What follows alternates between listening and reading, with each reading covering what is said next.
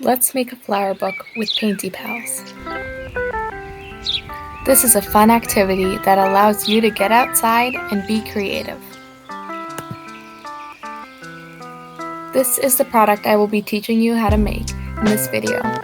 I will be showing you various levels of creative approach that you can take to make this flower book truly unique.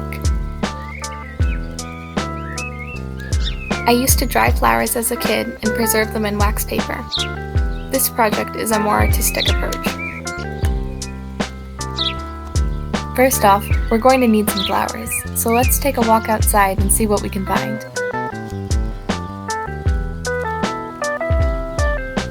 You're going to want to collect a healthy amount of greens as well as flowers on your journey. This will help with the composition of your flower book when you make it later.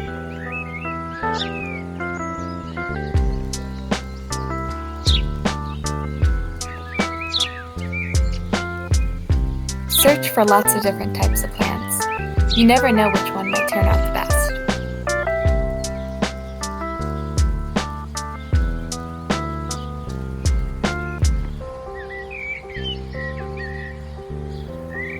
Do not pick up any plants if you don't know what they are. Like this one here, I wasn't sure what it was, so I left it alone. Also, it's really great to use plants or leaves, like the sapling, that already fell from a tree, so that you don't have to pick anything.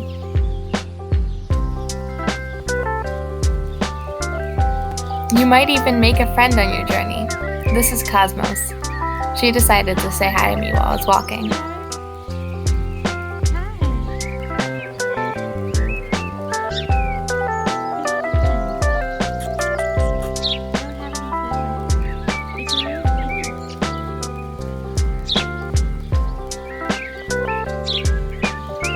Definitely look for little things. A flower like this might surprise you.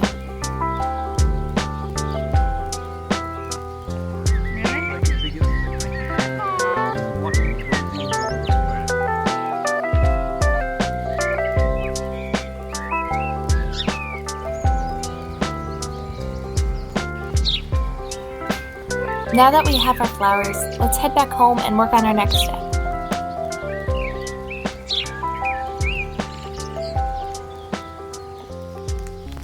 Look at all the plants we found. In order to make this book, we're going to need to flatten and dry out all the plants. This process can take up to 3 days, but isn't too hard. Separate out your flowers and sandwich them in between 2 pieces of paper. Then stack heavy textbooks on top of them. You'll leave this for about 3 days. For this project, I'm using a matte Modge Podge.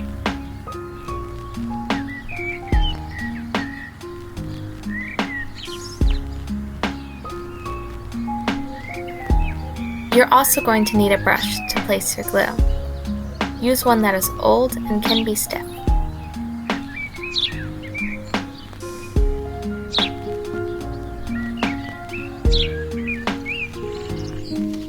Yay! It's been 3 days and our flowers are dry. It's time to assemble our book. Gather your flowers and your glue. For the book, I hand-bound a book out of recycled paper, but you can simply use a sketchbook or even just some recycled paper. It's up to you.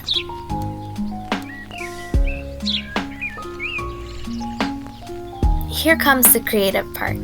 Now you get to pick flowers and create an art piece. I chose this cherry blossom to use for my cover.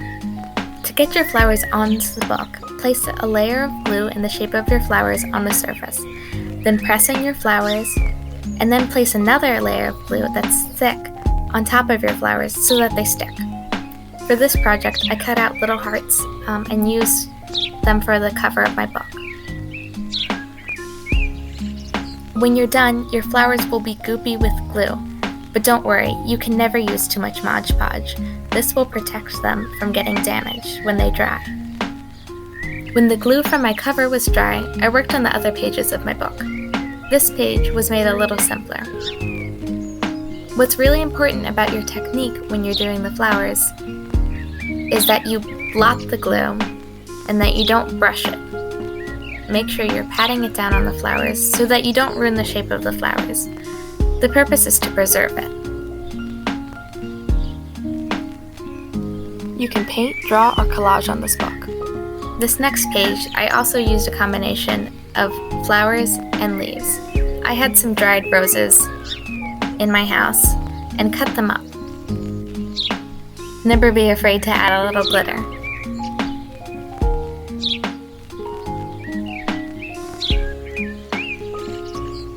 Here is our final product. When everything is dry, it looks really cool. I really hope you make this at home and preserve your own memories, like I did.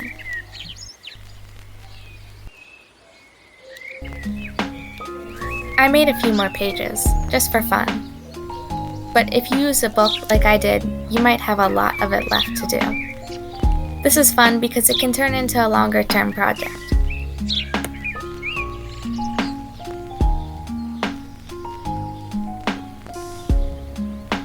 From the staff at Painty Pals, we hope you are safe and finding new things to do at home. We hope this gave you a little inspiration to go outside and smell the flowers.